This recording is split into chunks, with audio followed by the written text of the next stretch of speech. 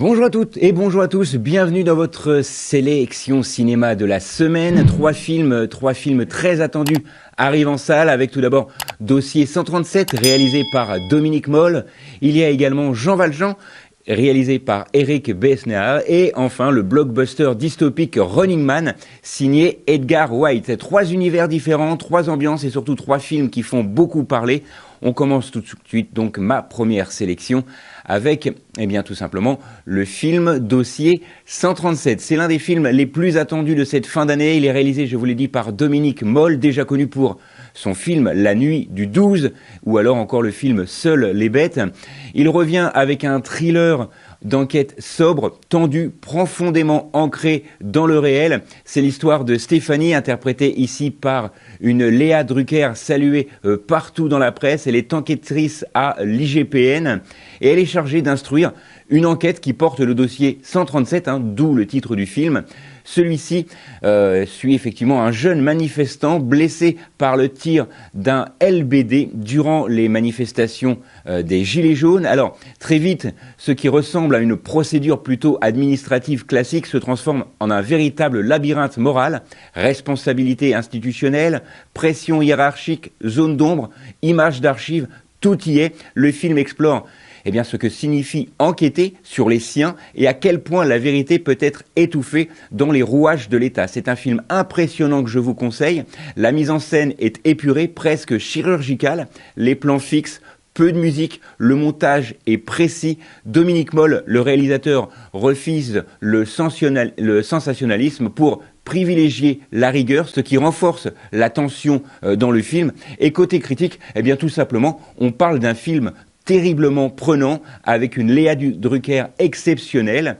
Première ligne, le magazine Première Ligne juge le film solide, mais un peu bureaucratique, mais en même temps, c'est vraiment la réalité. Et le magazine Bande à part salue ici un thriller d'une grande maîtrise, et je suis vraiment de cet avis. Alors, Dossier 137, c'est un film qui fait réfléchir, qui interroge sur notre époque, et qui confirme que Dominique Moll est vraiment, pour le moment, l'un des réalisateurs français polars les plus en vogue du moment. Je vous rappelle le titre de ce film, Dossier 137.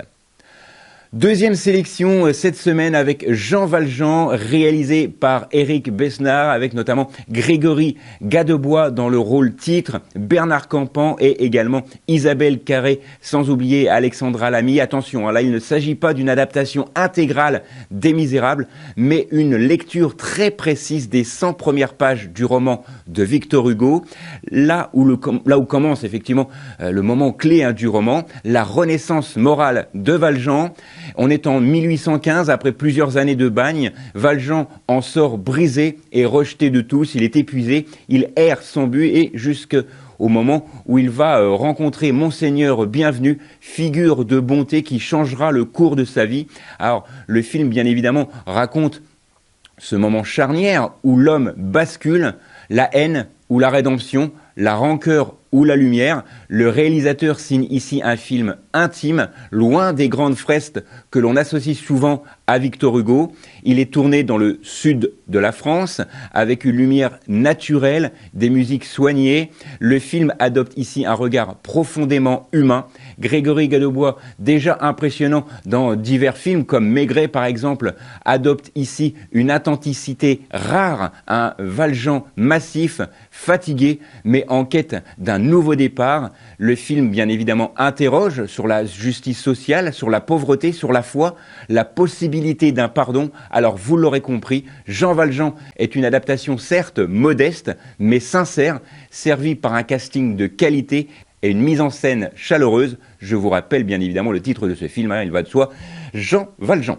Et on termine avec un classique du cinéma, un événement international, Running Man, une nouvelle adaptation du roman de Stephen King, réalisé ici par Edgar Wright. Le metteur en scène signe son nouveau film après Baby Driver ou Last Night in Soho. Le casting est impressionnant.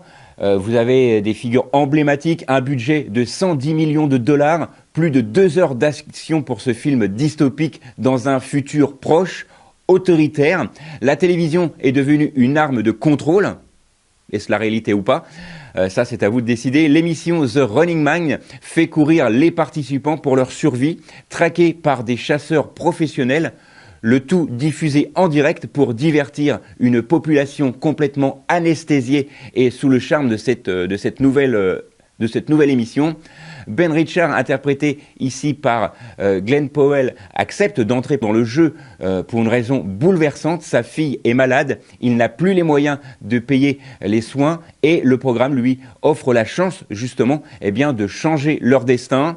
Edgar Wright, le réalisateur, reprend l'esprit du roman, mais il est à la fois plus sombre, plus politique et plus critique que la version de 1987 avec Arnold Schwarzenegger. C'est une adaptation fidèle, validée par Stephen King lui-même. C'est dire effectivement l'importance de ce film. Mais attention, tout n'est pas parfait, bien évidemment. C'est un film explosif et jubilatoire, mais la dystopie manque d'originalité. Mais pourtant, c'est assez fidèle au roman. Sur les forums, en revanche, certains regrettent un film un peu moins inventif, mais salue l'émotion du récit. Alors, pour conclure, oui, le film Running Man, je dirais que c'est un film spectaculaire, parfois brutal, qui mélange action, réflexion et satire médiatique. C'est un film, bien évidemment, que moi, personnellement, je vous conseille. Alors, cette semaine, on va très brièvement rappeler les films qui ont été développés pour vous sur les ondes d'RCF avec des propositions totalement différentes. On a commencé avec un thriller social tendu et réaliste, Dossier 137, une adaptation humaniste lumineuse de Jean Valjean. Et enfin, un film spectaculaire dystopique avec Running Man. Alors, dites-moi, pour ceux qui me suivent sur les réseaux sociaux, quel est le film que vous allez voir en premier et quel est votre avis sur toute cette sélection? Et n'oubliez pas, nous on se retrouve la semaine prochaine, même endroit, même heure. D'ici là, sortez, allez au ciné. Et n'oubliez pas que le cinéma est fait pour tous ceux dont la curiosité est le plus grand des défauts.